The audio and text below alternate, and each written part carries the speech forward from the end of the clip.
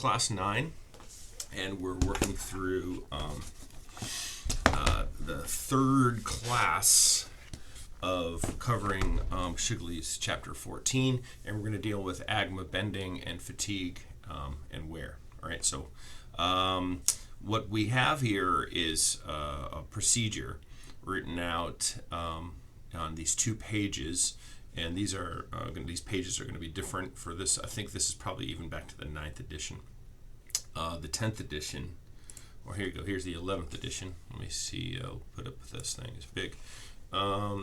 Here's what it looks like, right? And so what we want to do is go down this list of variables and populate them. Okay, so they tell us what section did they cover. So here's like the main equation for the bending, and here's the main equation for the contact, right? So this bending on the left and wear on the right hand side. And so here's the stress equation, and here is the strength equation.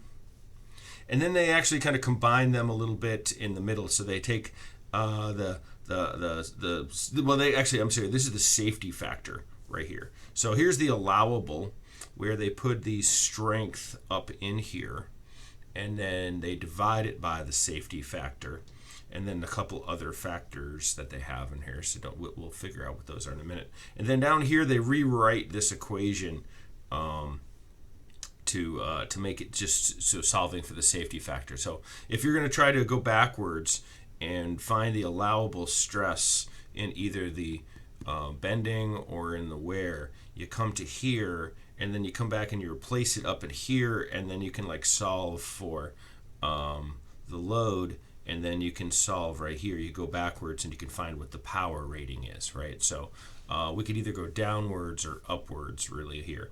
So starting from the top, we will find the pitch, right? And then they repeat the equation on both things. And then we find not the pitch, we find the diametral pitch. And then we find the inline pitch line velocity. And then if we know what the power is, if the power is given, we find out what the load is, right? The transmitted load. And then we use these factors right in here.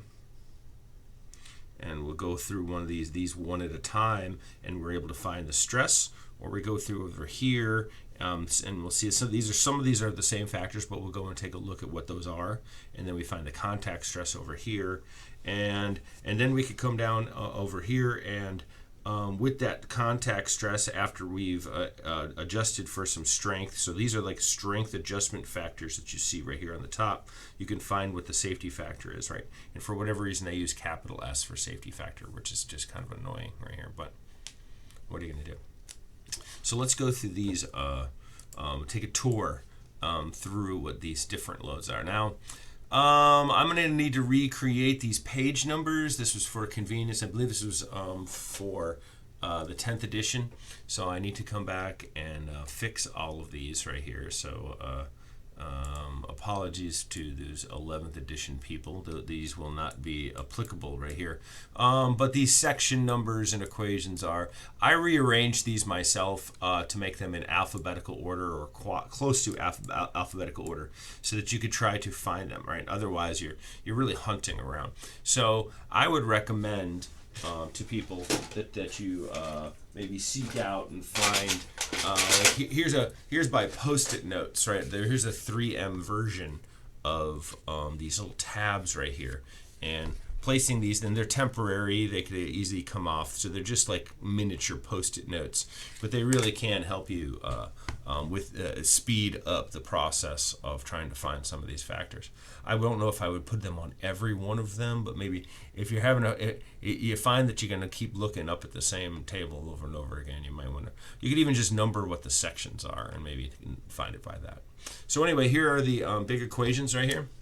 I'm going to keep repeating these on the different slides, but this is the equation 1415. So these are the main, and we're mostly going to stick with U.S. units, but there is like a slight difference In the SI units, you notice that they go a module instead of a pitch, right? And then they use like a different letter for some reason for this. This is essentially the form factor, but it also contains in the stress concentration factor. So I'm already jumping ahead to some of these.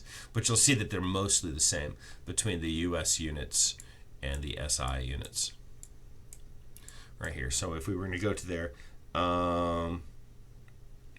by the way, something that I point out right away, there's something kind of strange right here. We use the pinion diameter in the contact stress, right? So we just might think that we would calculate this contact stress with both the pinion diameter and then use the gear diameter there as well. No, you only use the pinion diameter, and we'll try to emphasize why that is. So that's sort of foreshadowing of things to come.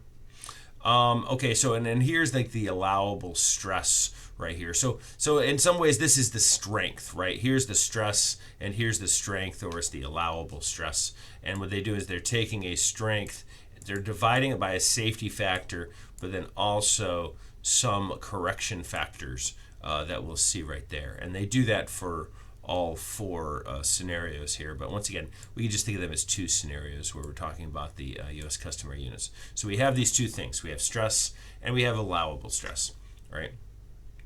All right, so coming through here, we'll start off with the strength. So I'm kind of going in the order in which they appear in the book, I believe. And so this guy right here is the allowable bending stress. And so that's a good place to start.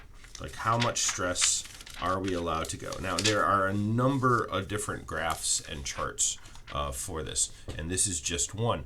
But you'll see that we're going to use the hardness, right? So maybe we know what the Brinell hardness is of a particular steel or treated steel, and it falls into this category of metals right here. And we're established what grade of those metals it is. We can find what this ST, this allowable bending strength, right? Or not allowable bending strength, but it's a bending strength right there.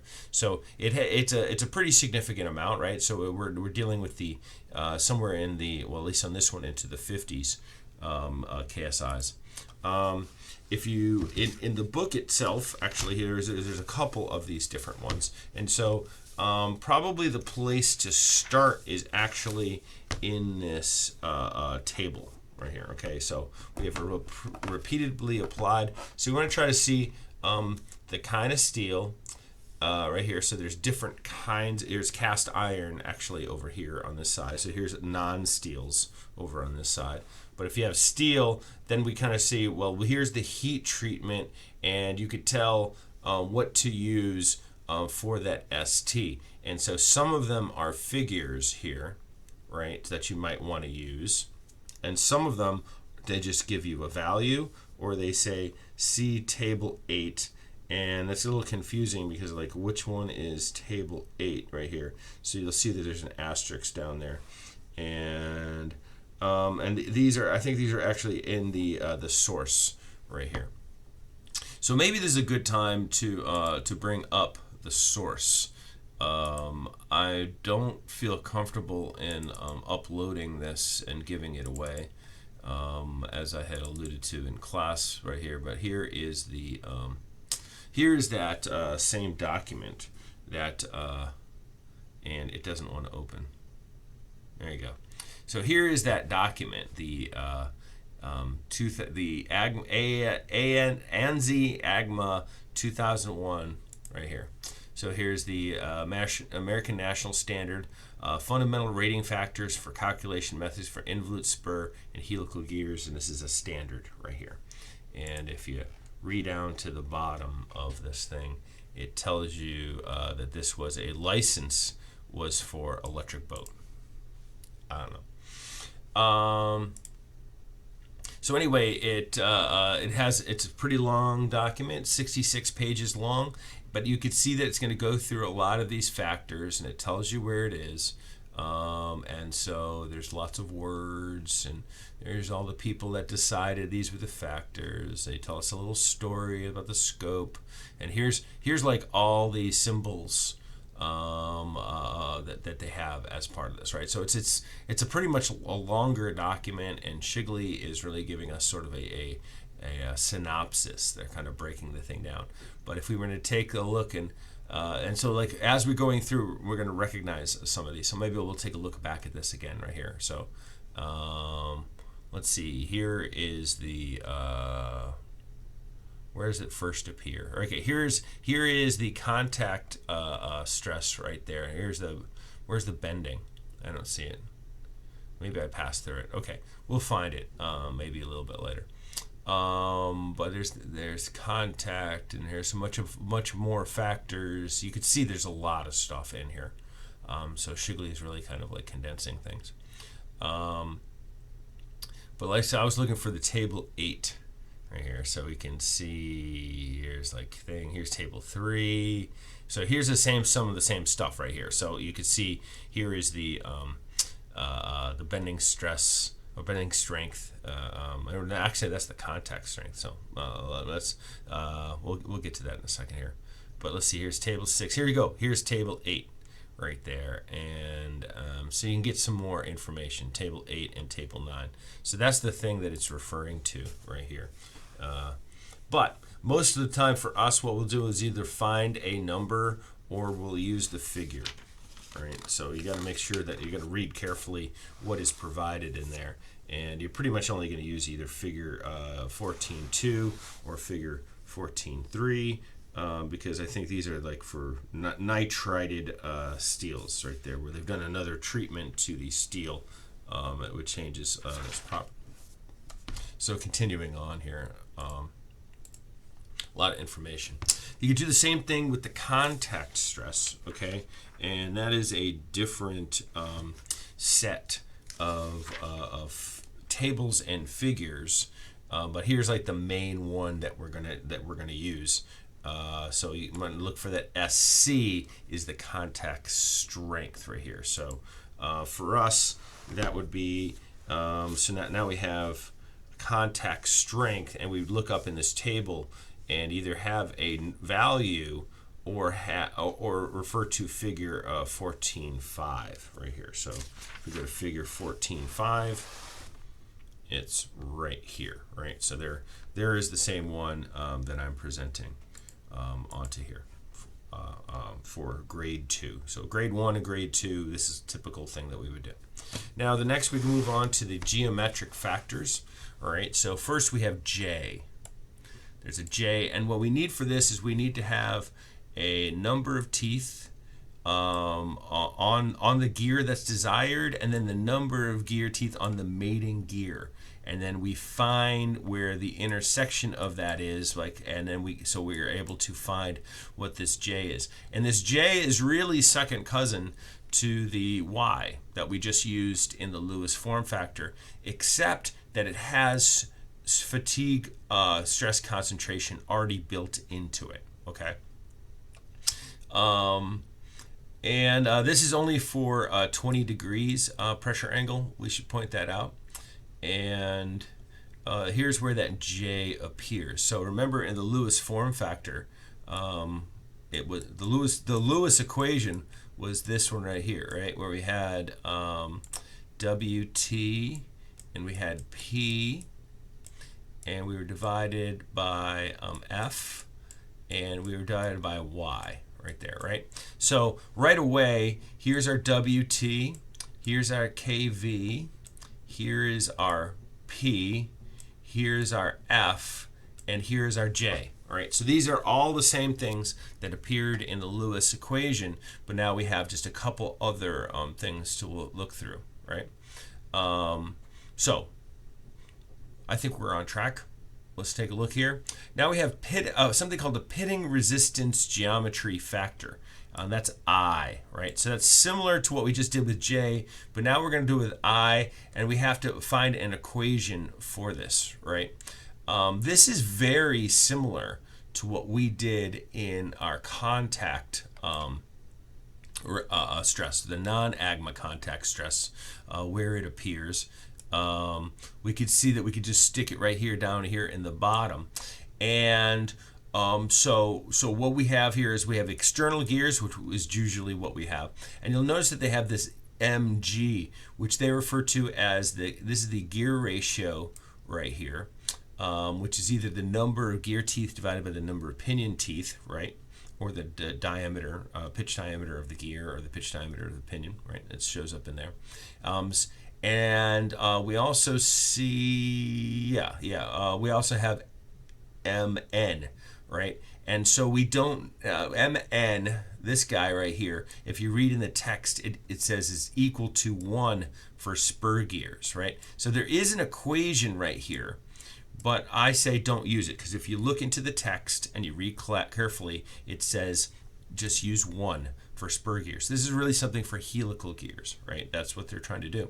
And once again, this is a geometry factor, so the radius of curvature of the tooth is taken into account from this. And by the way, you just go ahead and just use for this psi t, just go ahead and use the regular pressure angle. But remember, that's the transverse pressure angle when it comes to helical gears. So that's where that appears down in here, and it serves the same purpose as the cosine of the pressure angle. And another thing to note, though, is that it's really the combination of this pitch diameter right here and this I is really the thing that puts something here. So I'm going to say the pinion diameter. So this pinion diameter and that I work together to make a to serve the same factor as that contact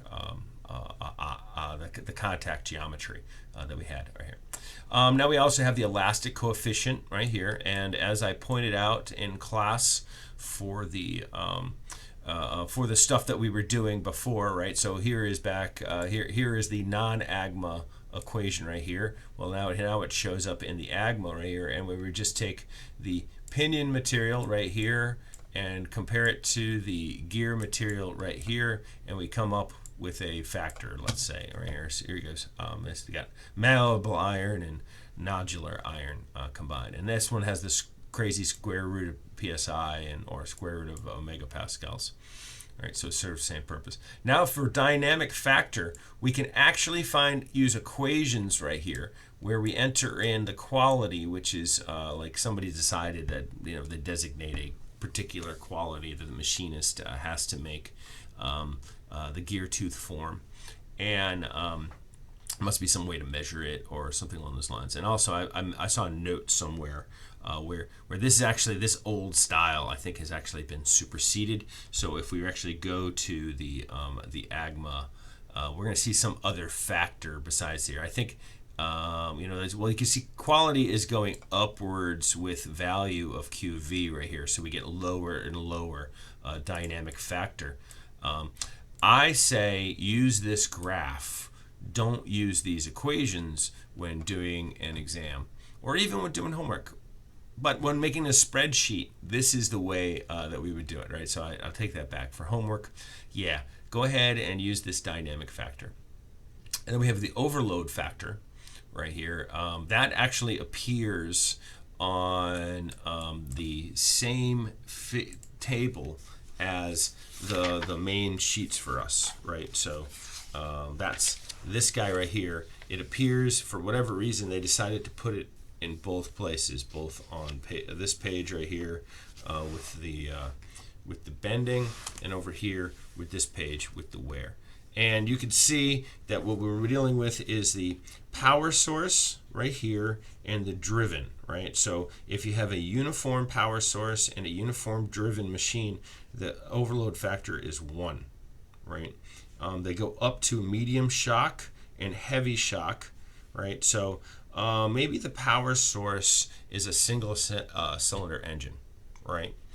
And maybe the thing is crushing rocks, right? So every rock that it crushes on the aft end of the gear right here is a steady, it's not an even smooth thing right here. Here in the power source, maybe we're mixing tapioca, using a motor that has a lot of windings, a lot of coils, right? With a lot of coils, you're going to get the more coils you have, you get a smoother and smoother torque transfer, right? It's never going to be perfect, but it's going to be a pretty reliable, pretty smooth running thing. There's nothing that's not jerky at all.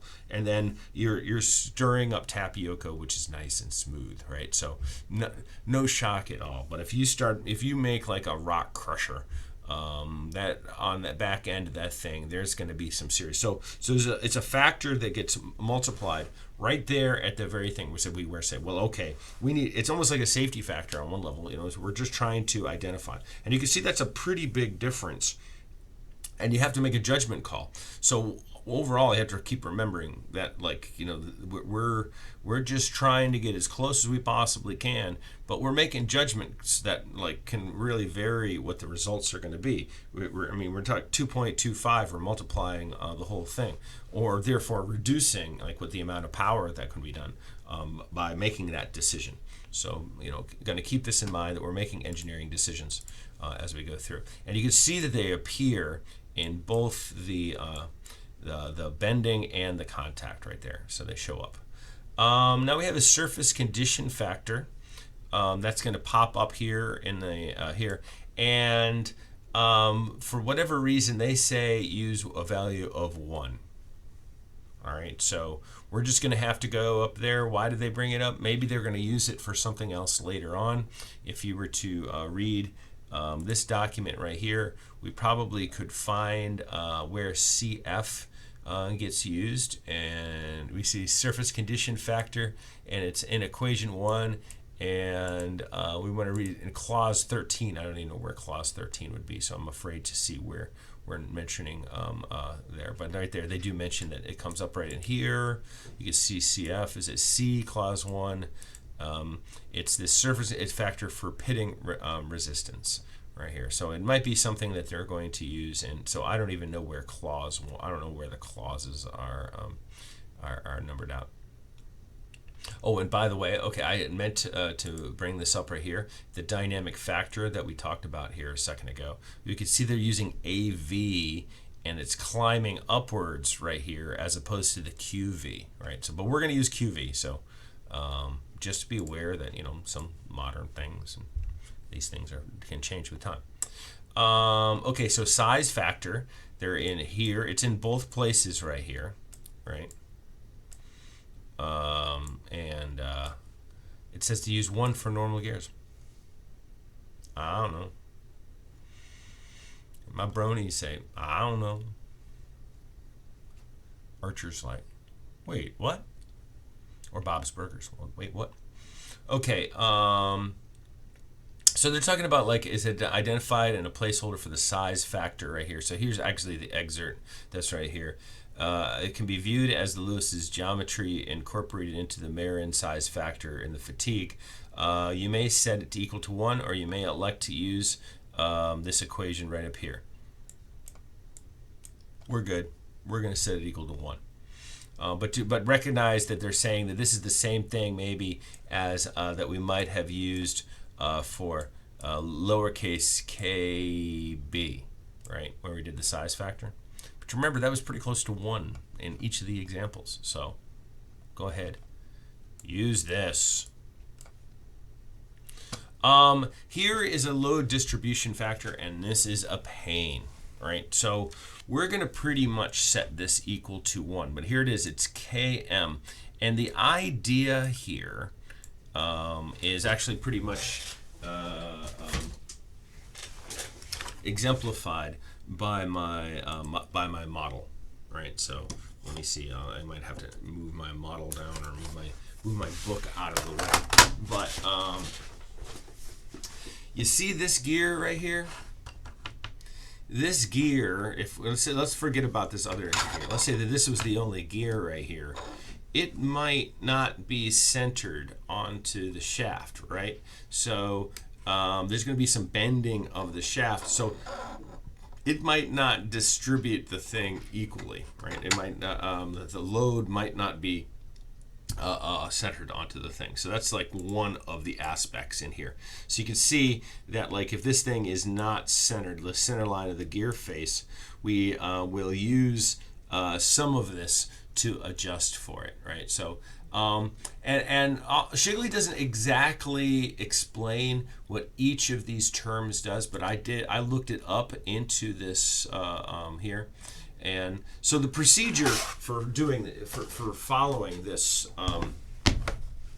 would be to go to this particular section, and I got to recall how we go about doing this load distribution factor, and I got to see how long this is. A 25-minute video so far. All right, so we go into the load distribution factor, that Km. And we look and see what each of these things does right here. So first, let's see. We need to get a for one thing is that they would say that these are equal to each other. So I don't know why we have to have two letters that designate each other. But KMC, KPF, KPM, KMA, and I said K. These are all C's. CMC, CPF, CPM, CMA, and CE right here, right? And so we have this thing right here. Where you go? Is it uncrowned or crowned? Okay, well then we'll say that's uncrowned, right?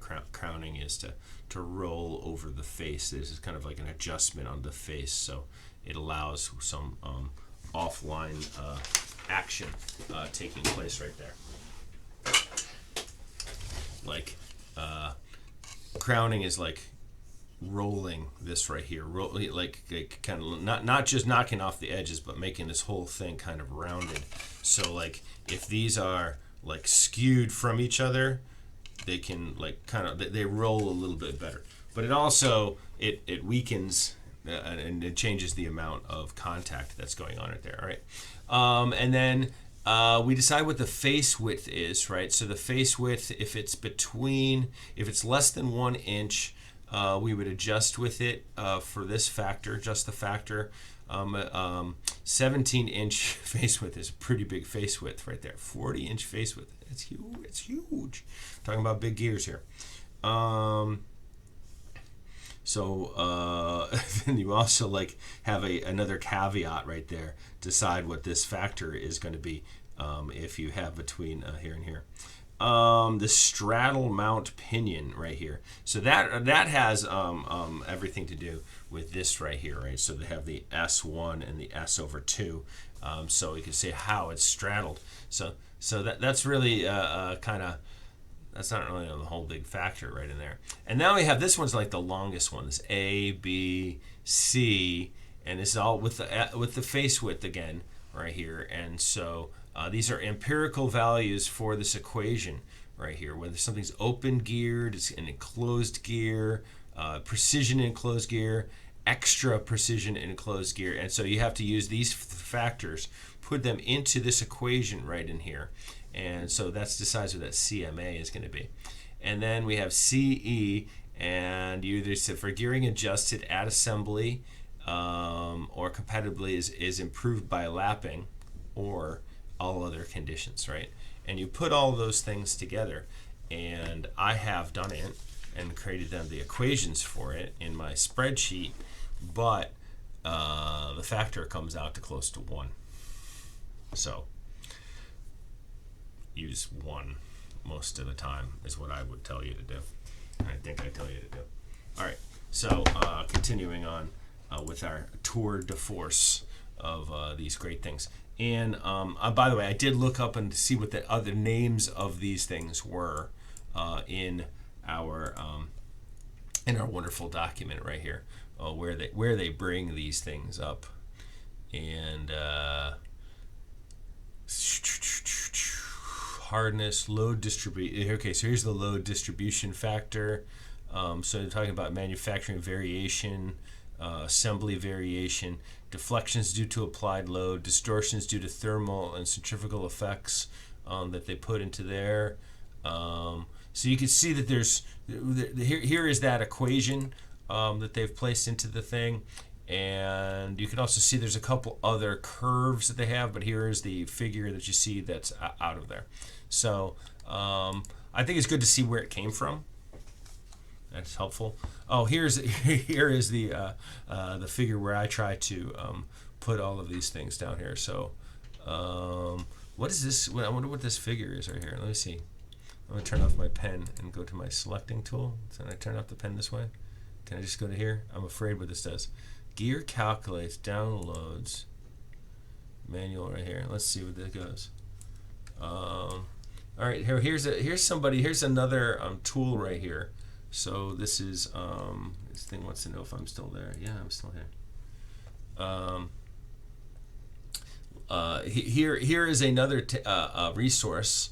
It's interesting right here. Maybe we should get this, but I think this is actually for a tool that you can buy that where that'll do all these gear calcs for you, but like as if you weren't able to figure this out on your own. So they're really just turning Shigley into a computer program, and then you have to do these pull downs and make decisions for it. But this is like the manual for that thing. So I don't even know where this would be right here. So previous tail. What is a tail?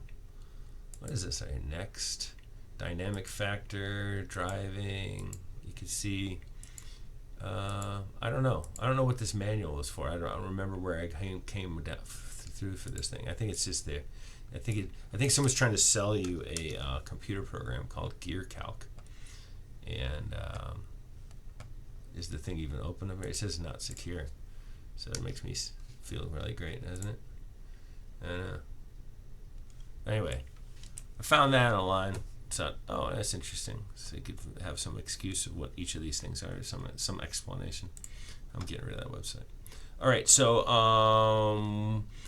let's see. Okay, we were talking about the crowning. So this was an explanation of the crowning. I already showed you with my teeth, with my little finger puppets there, what they were meaning by the crowning, right? So that they could have some ability to account for that. So here's like what the crowning looks like right there. We have a hardness ratio factor. Now, if you have two different materials between your pinion and your gear, here's one where you would use this. But let's see, they do have a little caveat in here. Let me put my pen back on. This thing is only applied to the gear. So this factor is equal to 1 for the pinion right here. And once again, I think it's only going to apply when there are two different materials. So if there's the same material, we're totally okay. Now here's one that appears in each of these, and they really kind of do the same thing. And they appear in the allowable stress equations right in there. And you can see there's Yn and Zn. And what these are for is that like these strengths that we're going to look up are based on 1 e to the 7. 10 million cycles, whereas like when we had endurance strength was based on 1 million cycles, right? We say that anything above 1 million is considered that's the endurance, where the plateau is right here. But they say, okay, well, if you want something else, if the number of cycles that you're going to be running through, right, is going to be different, then you want to look up this equation, and you can see that it's a little weird right here because it is based on at least on the left-hand side of this one. You're going to pick a different line for a different type of material right here. Over on the right-hand side, not so much. You only have 2 equations. And so the choice in the shaded area, you need to decide based on these things, which one of these to use. And I can't quite remember which one I typically use. I think I use the upper one of the 2. But over here on the left, that's going to be less cycles, right? So you can see that this Yn is going to be something greater than 1, right? So you can actually get more, you're allowed more stress. You have a more of an allowable stress if your intended number of cycles is going to be less than your 10 million.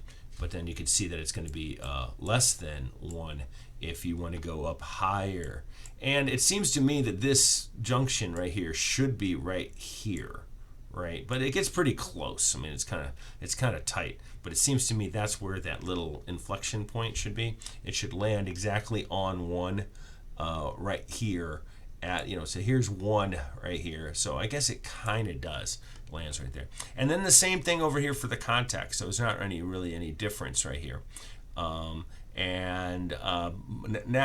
you can see it's pretty much 2 equations really that you can choose of, and this one appears to be continuous down to here, right? And this one does get close to being the intersection of 1 right there with the 10 million, right? So that's the procedure, and I would use the equation instead of trying to use the line, because it's hard to pick stuff off on there. But this is like the number of cycles, and it's going to be different for the pinion and the gear, because they're having different number of cycles. They have the pinion. We might know we might give you the number of cycles of the pinion. Well, you need to figure out how many cycles that's going to be for the gear. So this will be a difference between the pinion and the gear. That's important to know. Reliability factor, so we can adjust for that. We can see that the reliability is the default reliability for the endurance strength of both in bending and in contact is going to be 99%. So you can see that we have a value of 1.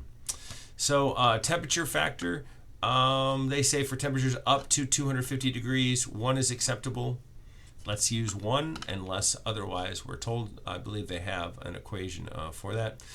Here's one that shows up here. This is the rim thickness right there. So let's say in our gear here, this is the shaft diameter is right in here. So here is the rim thickness of this. But it can also be some gears might have might have this outer part right here, right, where the teeth are all attached, right? So there's a bunch of teeth right there, and it actually could have maybe some type of smaller reduction in size. So it could look like this right here, right there, right? You could have a gear that looks like this, maybe, where so here are the teeth that are on this thing, but they've reduced some of the mass in here. So this is maybe what we're going to call like the rim thickness right there. That's a part of that. Or these could even be spokes if you wanted to. I don't know if you see that very often, but they might be doing this to save on mass, or even reduce the mass moment of inertia of the thing. Or it's not going to change it all that much, but it's going to change it some. But it's usually going to be the amount of mass that's part of the thing that they're going to be concerned about. Okay, and then remember that these guys right here, this SF and this SH, these are the same things as our traditional safety factor, and we usually use N right here. So the idea is we have fully corrected bending strength divided by bending stress. All right, so that's what those equations look like. And then we go to the in-class example. So I've covered a lot of stuff here. I don't know if I'll be able to cover all of this in class, but I got it down as a video so that you can give sort of a tour of the book and these sections. So I encourage you to read the book. This is meant to help you, not to replace that. So with that, we are done.